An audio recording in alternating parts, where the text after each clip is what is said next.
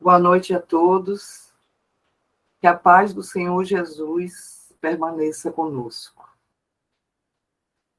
Falar de Jesus é, na verdade, uma honra muito grande, desse amor imenso que criou a terra por demanda do próprio Pai Celestial, e ele se torna o nosso irmão maior nessa governança espiritual do planeta, o nosso modelo e o nosso guia, o nosso irmão maior, o nosso irmão mais velho.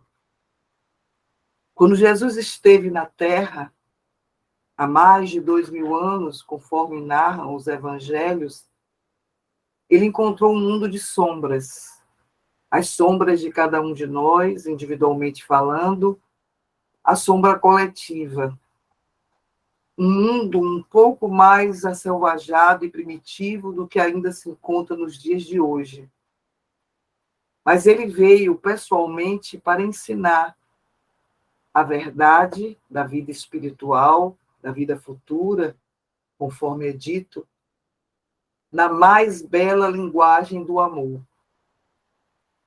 O Espírito Emmanuel vai narrar na obra Caminho da Luz, de autoria dele e psicografia de Chico Xavier, que Jesus, o governador da Terra, ele se reuniu com outros espíritos puros como ele, na proximidade da região em que o planeta seria criado, para decidir as matrizes, as diretrizes fundamentais que iria determinar a criação do planeta, sua própria estrutura, com essa finalidade de ser nossa escola, nossa oficina de trabalho, nosso hospital, porque, de certo modo, nos encontramos doentes de uma maneira ou de outra, e certamente nosso espaço de redenção.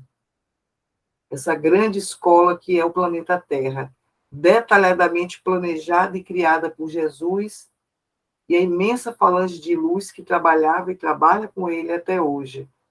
Cada detalhe, desde a temperatura, a umidade, a pressão, a composição da atmosfera, camada de ozônio, ao que viria a ser a flora, a fauna, toda uma infraestrutura perfeitamente idealizada para ser esse imenso berço, esse imenso cenário de evolução, idealizado com muito amor pelo nosso querido Jesus Cristo. E é nesse cenário que nós nos encontramos, não apenas nós, os encarnados, mas também os desencarnados.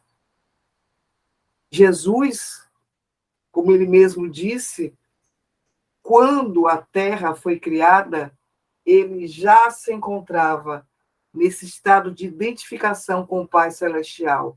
Portanto, como o Espiritismo nos ensina, sua trajetória evolutiva foi em outro planeta. Ele viveu experiências evolutivas como nós outros vivemos, cada um de nós, mas muito antes do que hoje nos encontramos. Por isso que ele já era antes de nós chegarmos, como ele mesmo disse. Somente ele teria a estrutura psicológica e moral, a autoridade espiritual para criar e governar um planeta.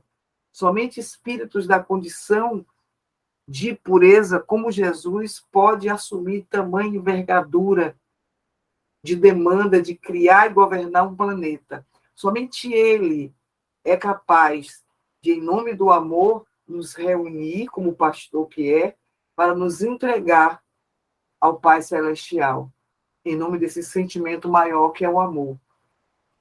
Ele poderia, do alto de sua condição espiritual, se lidar apenas com os seus emissários, como fez antes da sua vinda e depois que ele retornou ao plano espiritual. Como ele lançou mão desses emissários antes para preparar a sua vinda até João Batista, que foi o último dos profetas, e depois dele, aqueles que vieram, de alguma forma, sempre manter acesa a essência dos seus ensinamentos, depois de tantas distorções, por um lado por ignorância, outro lado por má fé, da parte de muitos de nós, muitos que envergamos no passado a própria roupagem do cristianismo. e que, em nome da ignorância, mas também da ganância, da usura, do poder, criamos interpolações em suas lições, distorcemos, além de vários problemas de traduções do dialeto que ele falava, até chegar ao grego, o latim, e depois aos diversos idiomas mais atuais. Evidentemente, muitos erros de tradução, pela própria dificuldade, e outros por causa mesmo de má intenção, de má fé. Porque certos conceitos luminosos de Jesus não são compatíveis com a nossa condição ainda de profundo egoísmo, orgulho, essa profunda sede de poder na Terra, de ocuparmos os primeiros lugares do mundo, e que não são compatíveis com a proposta de Jesus. Por isso, não era interessante manter determinados conceitos, como a própria ideia da reencarnação. Quando todos, ou pelo menos muitos de nós, almejamos o brilho, os holofotes do sucesso, de tudo conseguir a qualquer preço, não cabe uma condição de uma justiça divina que dá a cada um segundo as suas obras. Em que, numa reencarnação futura, eu tenho que responder pelos desmandos, pelos desvarios, pelas loucuras, pelas insensatezes que cometemos na existência atual ou outras passadas. Isso é incompatível com essa visão imediatista, materialista, que ainda muitos de nós acalentamos na nossa existência atual e em tantas outras que vivemos. Este homem, Jesus, ele nos é apresentado pela própria doutrina espírita como o modelo e guia da humanidade terrestre. Porque Allan Kardec, o codificador da doutrina espírita, como todos sabemos, teve a oportunidade de perguntar aos espíritos nobres naquela época quem seria essa figura representativa de Deus, não o próprio Deus, mas aquele que representa a sua vontade na Terra, aquele que melhor traduz o pensamento divino. Quem poderia ser este ser humano perfeito que funcionasse como um modelo e como um guia para a humanidade terrestre? E certamente, na mais curta das respostas que são apresentadas no Livro dos Espíritos, as entidades venerandas responderam: Jesus. Em algumas traduções, vede Jesus. Não há resposta menor do que esta no Livro dos Espíritos, mas certamente a maior delas. Porque nos apresenta Jesus em seu perfeito lugar. Não é um Deus, não é um homem vulgar, vulgar no sentido de homem do povo, como qualquer um de nós, mas um homem, sim, que envergou a roupagem humana, porque assim se colocou como ação necessária para nos educar, para nos evangelizar, para trazer para nós um modelo novo de vivência. Não que outros homens e mulheres não o tivessem feito, mas ninguém como Jesus. É claro que homens e mulheres, especialmente os homens, numa cultura muito machista, já haviam falado sobre o amor, especialmente na linguagem filosófica, religiosa, poética, teológica, por assim dizer. Mas todas essas pessoas a quem temos um sentimento de gratidão, porque deixaram suas marcas e suas heranças, cada um na sua área de conhecimento e de expressão, nenhuma dessas pessoas falou e viveu o amor como Jesus. Porque Jesus é a expressão mais pura do amor que a gente pode conceber, encarnados e desencarnados, vinculados ao planeta Terra. Não há ninguém que até o momento atual tenha vivido o amor como Jesus. Quem melhor se aproximou, segundo narra a própria doutrina espírita, é Pai Francisco de Assis, o êmulo de Jesus. Ele é quem mais se aproximou. Ele que foi e é o grande discípulo do Cristo. O próprio João Evangelista, que retorna à Terra na roupagem, na personalidade de Francisco de Assis, para resgatar de novo os ensinamentos de Jesus. Toda a simplicidade, a humildade, a absoluta coerência de pureza que ele trouxe absolutamente sintonizada com o pensamento de Jesus. Porque se Jesus é o médio de Deus e era desde a época que esteve na Terra, mesmo na roupagem humana, na condição de humanidade, mas mantendo-se inteiramente sintonizado com o pensamento do Pai Celestial, aquele que melhor se tornou o médio do Cristo é Pai Francisco de Assis. Então, certamente, é quem mais nos pode traduzir o amor de Jesus em suas parábolas, ensinamentos, na sua própria vida. E, obviamente, mais tarde, como o próprio Jesus anunciou, e que pediria ao Pai que enviasse um outro Consolador, porque ele próprio é Consolador.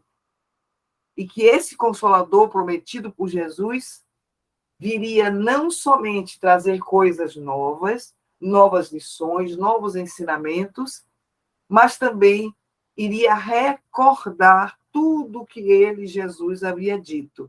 E que Allan Kardec chama a atenção que se, como havia necessidade de se recordar o que Jesus disse, é porque, de fato, a nossa pouca memória, além da nossa ignorância psicológica, espiritual, moral, por assim dizer, faria essa distorção. Então, haveria sempre a necessidade de, periodicamente, o emissário do Cristo vir relembrar Jesus. E relembrar Jesus não numa estreiteza, mas respeitando a cultura de todos os tempos, no Oriente como no Ocidente. Em todos os pontos da Terra, Jesus, com sua lição de amor, sempre foi relembrado, evidentemente adequado à capacidade cultural, intelectual, psicológica, contextual, conjuntural de cada povo, de cada época. Certamente que na visão espírita, essas lições de Jesus, a própria missão que ele viveu, é apresentada com uma clareza, uma pureza, uma transparência que não poderia ter sido feita antes, porque não tínhamos uma condição sequer intelectual para entender um pouquinho que seja do que Jesus representa, suas lições, ensinamentos e exemplos para todos nós da humanidade terrestre. Foi o Espiritismo que trouxe Jesus e suas parábolas e lições numa linguagem mais moderna, mais compreensível às mulheres e homens intelectualizados, mais civilizados, entre aspas, sem a roupagem tanto da metáfora, do simbolismo, que teve o seu lugar no passado, tem no presente, mas que precisa dessa tradução, para que todo mundo não tenha o argumento, a desculpa de dizer eu não entendo o evangelho, não entendo a boa nova, não entendo a linguagem bíblica, não entendo as parábolas. O Espiritismo vem e, no seu enfoque absolutamente claro e lógico, de uma fé raciocinada, traduz Jesus até onde é possível a nossa pequena compreensão. Ninguém pode definir Jesus em profundidade, nem mesmo a doutrina espírita, nenhum psicólogo, terapeuta, nenhum filósofo, nenhum religioso tem a possibilidade de definir integralmente Jesus, mas certamente quem mais se aproxima, depois de Pai Francisco de Assis, é a doutrina espírita. Porque traz esse Jesus homem, distante do Jesus Deus, um Jesus homem sintonizado com Deus, um Jesus homem, porque a ideia do Jesus Deus distancia demais, cria uma imagem tão mitológica que é impossível de ser seguida, porque muitos de nós poderíamos dizer, mas Jesus é Jesus e eu sou eu, então eu permaneço com meus defeitos, imperfeições, com minha humanidade frágil e imperfeita, e é impossível alcançar Jesus nessa visão do Jesus Deus. Mas o Espiritismo vem dizer, Deus é um e Jesus é outro. Jesus é o excelente Filho de Deus, que foi nos dado, por assim dizer, de presente por Deus, para que pessoalmente viesse até nós. Porque o maior mestre é aquele que, além de falar, ele vive cada lição, mostrando na prática para todos os seus aprendizes que é possível o esforço diário para chegar até onde ele chegou. no ponto em que ele se encontra como nosso mestre, nosso modelo, nosso guia. Sempre. Mas jamais Jesus se colocou como Deus. Ele dizia, eu e o Pai somos um, do ponto de vista de identidade, de pensamento, de similitude de pensamento, de que a consciência dele é inteiramente integrada à consciência do Pai. Não há qualquer sombra em Jesus. Enquanto nós projetamos a nossa sombra acumulada desde nosso passado remoto, de todas as nossas imperfeições, de nosso barbarismo, do nosso primitivismo de um passado, que ainda lutamos diariamente para diluir esse passado, para metamorfoseá-lo em amor, Jesus esteve entre nós já como homem-amor, não como um ser criado à parte, um privilegiado, mas alguém que fez sua história evolutiva em outro lugar. Mas também criado simples e ignorante, caminhou, fez sua estrada, sua jornada evolutiva, alcançou uma condição de puro espírito para poder, então, ter condições espirituais, psicológicas, intelectuais e outras tantas que não temos como conceber, para receber a incumbência de criar um planeta e governá-lo, como ele o fez e faz diariamente. Então, este Jesus, que é nosso modelo e guia, e é nosso mestre, como ele disse, mestre eu sou, ele não poderia usar uma linguagem de alta complexidade para aquelas mulheres e homens daquele tempo. Ele mesmo disse a Nicodemos, se falando as coisas da terra, você não me entende? Não consegue entender que era o conceito da reencarnação? Que é diretamente ligado às nossas existências, às nossas múltiplas existências, o é preciso nascer de novo, como uma condição absoluta de alcançar a plenitude, não dá para ser de outro jeito, é preciso nascer de novo, e que ele se espantou e admirou, e ele diz, mas você não entende das coisas que eu estou falando daqui, como vai poder entender outras que transcendem? E Nicodemos era um doutor da lei. Allan Kardec vai dizer no Evangelho segundo o Espiritismo que esses doutores da lei representavam a parte mais intelectualizada dos judeus, e era mesmo. E se nem eles podiam entender o pensamento e a lógica de Jesus, não eram pescadores, mulheres e homens do povo que teriam a condição intelectual de fazê-lo. Então, Jesus, do alto de sua sabedoria espiritual, ele desce a manjedoura, veste-se de humildade para lecionar amor, para caminhar com o povo e dialogando com ele, com todos nós, pessoas em condições de adultério, com hipócritas, com intelectualizados, com pessoas inseguras, imaturas, como era o próprio Colégio Galileu, porque eram homens simples. O mais intelectualizado deles foi que o traiu, que era Judas, tinha uma condição melhor, mas foi o que o traiu, que se equivocou imensamente e chegou a traí-lo. Outro o negou, a maioria o abandonou. Foi para este povo, desde o mais simples ao mais intelectualizado, que Jesus veio para todos nós. Transitou na casa de todos eles, comia na casa da sogra de Pedro, comia na casa dos doutores da lei. Caminhou pelas cidades, caminhou pelo campo, andou na barca dos pescadores, lecionando o amor. Porque o sentimento por excelência que possibilita traduzir para nós uma postura, uma diretriz de comportamento de alto valor espiritual. Jesus não podia falar de conceitos filosóficos profundos porque ninguém o compreenderia, nem os doutores da lei. Não adiantaria Jesus derramar toda a sua sabedoria para quem não tem olhos de ver e ouvidos de ouvir. Então, ele usa a linguagem do povo e compõe suas lições com histórias. E certamente a arte de contar histórias é a mais bela delas. E não é qualquer um que sabe contar histórias como Jesus contava. esse formato de parábolas com que ele adornou os seus conceitos luminosos, de profunda complexidade, tão profunda que atravessou o tempo. Nós sabemos que todos aqueles, mulheres e homens, sábios de suas épocas, de suas culturas, muitos dos seus conceitos se perderam ou perderam a contemporaneidade ao longo do tempo. Muitos foram superados, inclusive, porque é da nossa condição de perfeição. Uma afirmação que é dita agora, amanhã ou depois já não tem grande valor científico, porque outra substituiu. Mas os ensinamentos de Jesus são atemporais. A linguagem de Jesus foi programada por ele para ultrapassar os tempos.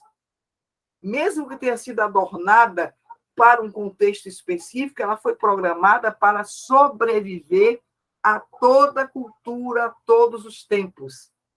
Até os tempos que vivemos na atualidade, mais além. Hoje, teólogos, psicólogos, terapeutas, estudiosos, sociólogos, cientistas sociais, todos se debruçam sobre as lições de Jesus e nenhum deles consegue traduzir em integridade, em completude, o que foi Jesus e mesmo as suas lições. Por isso, certamente, em nossa simplicidade, de todos nós, que não temos essa intelectualidade profunda, muitos de nós não temos, e que mesmo que tivéssemos, não teríamos a competência de falar de Jesus como ele merece, não temos a sabedoria de um filósofo, nem a complexidade de um terapeuta, de um psicólogo, mas a gente pode dizer que Jesus é amor. Como um dia João definiu Deus como amor, a gente pode dizer que Jesus também é amor, por essa identidade dele com o Pai Celestial. O Pai, o Filho, mas com o mesmo pensamento, a mesma identidade. Como ele mesmo teve a oportunidade de dizer diversas vezes, que ele, tudo o que ele fazia é pela vontade do Pai Celestial. E disse mais, que ninguém vai ao Pai senão por mim. Não importa os caminhos artísticos, científicos, educacionais, políticos, econômicos ou de qualquer outra natureza que daqui para frente a Terra vai assumir. Não importa as teorias que vão ser elaboradas para explicar este ou aquele fenômeno, para resolver este ou aquele problema local ou mundial. Qualquer uma dessas teorias, dessas formatações humanas dos intelectuais, necessariamente na Era Nova passarão por Jesus, passarão pelo amor, não importa o nome que se dê. Kardec já vislumbrava isso, quando ele dizia que chegaria a época em que todas as criaturas humanas e todas as instituições, todas inspirariam o amor, todas seriam alimentadas pelo amor, não importa o nome ou a teoria que explique isso nessa era nova lá na frente, nesse mundo novo de regeneração, mas necessariamente passará pelo amor, e passando pelo amor, passará por Jesus. Porque são esses mesmos emissários deles que ocupará os lugares da política, da economia, da educação, da saúde, das artes, de toda a área do conhecimento humano, cada um com o seu jargão próprio, o seu conhecimento específico, mas nutridos pelo hálito divino, que é o do amor. Então, Jesus é amor, sim. É esse amor, esse homem-amor, que nos deu assim esse presente de estar entre nós, ainda que por um breve tempo, para ensinar o amor como ninguém jamais o fez. Quem poderia ensinar um amor que é traduzido em orar por aquele que nos persegue e calunia? Quem poderia dizer, como ele disse a Pedro, que o perdão das ofensas não era para ser até 7 vezes, mas 70 vezes 7 vezes? Quem, senão ele, poderia dizer que qualquer coisa menor do que isso, a gentilidade poderia fazer? amar quem me ama, perdoar quem me perdoa, ser gentil com quem é gentil comigo, qualquer pessoa pode fazer isso. Mas amar quem lhe odeia, quem lhe persegue, perdoar quem lhe ofende, quem lhe injuria, estender o seu amor muito além da consanguinidade da família, para se irradiar até os desafetos, para orar por quem lhe odeia, para não devolver o mal com o mal, mas devolver o mal com o bem, só Jesus poderia propor algo dessa envergadura. E mais do que propor, viver. Porque ele, além de traduzir seus conceitos luminosos com parábolas, com diálogos memoráveis, como na parábola do samaritano, do bom samaritano, que é o modelo maior da conduta cristã, da caridade, e que ele coloca na figura do samaritano, que era odiado pelos judeus, tido como pessoa menor, ou até nem como pessoa, porque para os judeus, os gentios eram como se fossem cães, animais. E aí Jesus coloca o símbolo do homem de bem num samaritano, que vê aquele homem caído na estrada e dá tudo de si, pessoalmente cuida do homem ferido, cuida dele, coloca-o numa hospedaria, paga para que o hospedeiro cuide dele e ainda diz, eu vou voltar, e qualquer custo que tiver tido a mais, eu vou pagar. E aquele doutor da lei, perguntando quem era o meu próximo, ele diz a ele, quem foi o próximo do homem caído na estrada? Aquele que usou de compaixão, de misericórdia. Pois vai e faz o mesmo. Isso é começar a entender um pouquinho desse homem amor que é Jesus. A gente ir, seguir pela nossa história, nossa estrada evolutiva e fazer o mesmo, no passe da medida de possibilidades de cada um de nós. É essa perspectiva que a gente precisa entender, nós todos, pensando em Jesus como o amor. Aquele amor que ele próprio toma da lei judaica e que ele mesmo diz que esse amor, ele sintetizava toda a lei e todo o ensinamento dos profetas. O amar a Deus sobre todas as coisas, o amar ao próximo como a si mesmo. Quem poderia sintetizar um conhecimento secular, um conhecimento de extrema complexidade, senão Jesus, e sintetizá-lo no amor? Porque esse amor é próprio hálito divino. O amor, na expressão da caridade, e em qualquer outra expressão, tal qual Jesus nos ensinou com suas palavras e exemplo, é o que sustenta a própria vida. Porque sem o amor que Jesus nos ensinou, a vida não tem qualquer sentido, qualquer significado. Se não fosse em nome do amor, nem a vinda dele à Terra faria sentido. Porque a própria mentora, Joana de Ângeles, é que vai dizer que a grande paixão do Cristo é a humanidade terrestre. É tão grande que lá no alto da cruz, quando ele mesmo disse, quando eu for erguido, erguerei a humanidade comigo, e ergueu, é de lá do alto da cruz que ele diz, Pai, perdoa-lhes, porque eles não sabem o que fazem. Todo o ódio de que ele foi vítima, toda a inveja, toda a crueldade, toda a perseguição, toda a incompreensão de que ele foi vítima, ele devolve em forma de amor. Amor que compreende, amor que tolera, amor que perdoa, que intercede por nós junto ao Pai Celestial. Se não fosse por esse amor, ele não pediria ao Pai que enviasse de novo alguém à Terra para relembrar os ensinamentos dele e para ensinar muito mais como nos ofereceu o Espiritismo. Porque o Espiritismo é o cristianismo redivivo, como todos nós espíritas sabemos. Então, Jesus, lembrar dele na época do Natal, é o maior dos presentes, porque ele é o aniversariante, como nós sabemos, não é Papai Noel. É esse aniversariante que precisa nascer de novo em nossos corações, na manjedoura que deve ser nosso coração, para que a gente possa acalentar esse homem Jesus, não o Jesus que dorme na barca durante a tempestade, mas o Jesus que precisa estar muito vivo dentro de nós, como nosso mestre, nosso guia que é, nosso modelo de comportamento.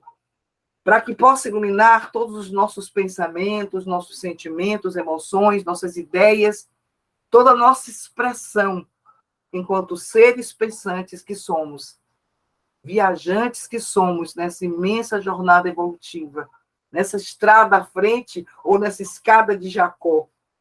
E Jesus é o nosso referencial de amor. Por mais que se possa aprofundar outros aspectos, o Cristo histórico, o Cristo filosófico, como cada um queira fazer esse recorte, para nós outros, Jesus é sobretudo o amor. Ele é tão representante vivo do amor que ele, como ninguém, veio ensinar que Deus é amor, porque chamou de Pai. Ele vem mudar o conceito do Deus Senhor dos Exércitos, que devia ser temido, obedecido por temor, temor da punição. Ele vem apresentar que Deus é o nosso Pai, e como Pai nos ama e nos convida para que nós possamos aprender a amá-lo. Por isso é que ele ratifica o amar a Deus sobre todas as coisas. É claro que a mentora, a veneranda Joana de Ângeles, ela vai nos dizer, de uma forma pedagógica e ao mesmo tempo psicológica, que é difícil para a gente amar a Deus sobre todas as coisas, nos parece muito abstrato. E aí ela sugere para a gente inverter a ordem dos mandamentos.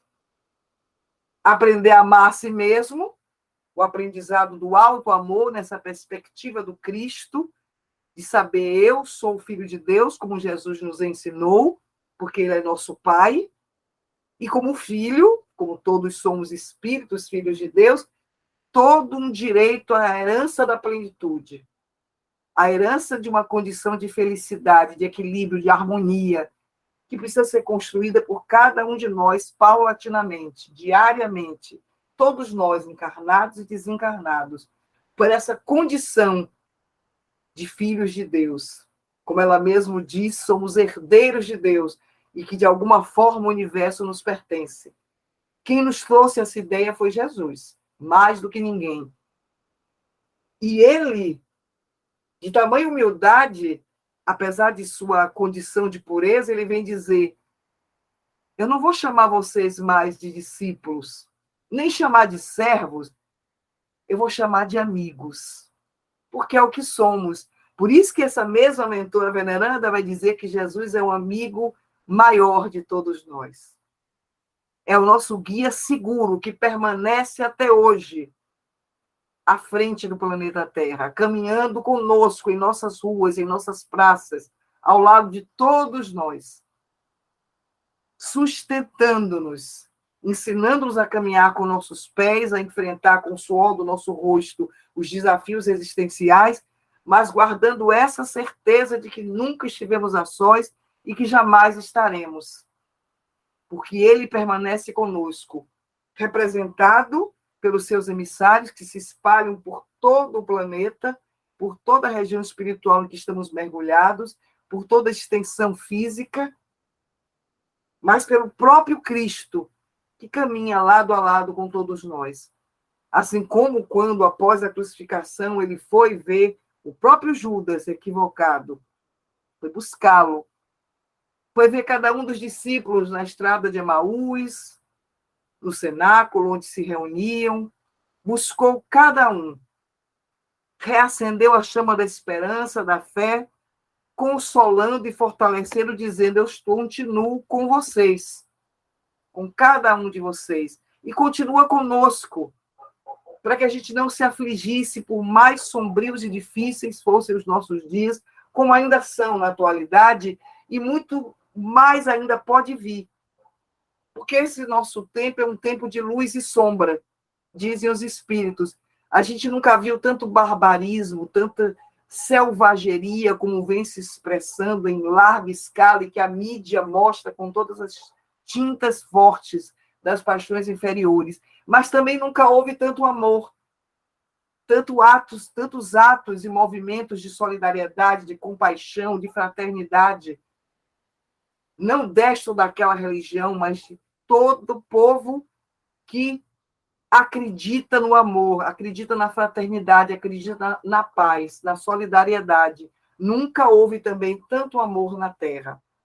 nessa construção da era nova, desse mundo novo de regeneração. A gente caminha com Jesus, porque ele caminha conosco. Ele pacientemente nos aguarda. Ele permanece esse pastor que vai buscar a ovelha perdida. As outras já estão no redil, fazendo a parte que lhes cabe, como trabalhadores da primeira hora. E nós outros que estamos na última hora, ele continua nos buscando, mas nos convidando para trabalhar com ele, cada um no seu lugar, envergando o seu instrumental. E ele espera de nós uma coragem, uma determinação, uma decisão que não cabe mais, aliás, nunca coube em definições no convite de Jesus, menos ainda na transição planetária. E nós espíritas sabemos disso. É preciso sim, sim, não, não, não. Porque ele mesmo disse, quem toma do arado e da charrua e olha para trás, não está apto. Não dá mais tempo de olhar para trás. Nunca teve tempo, e muito menos agora.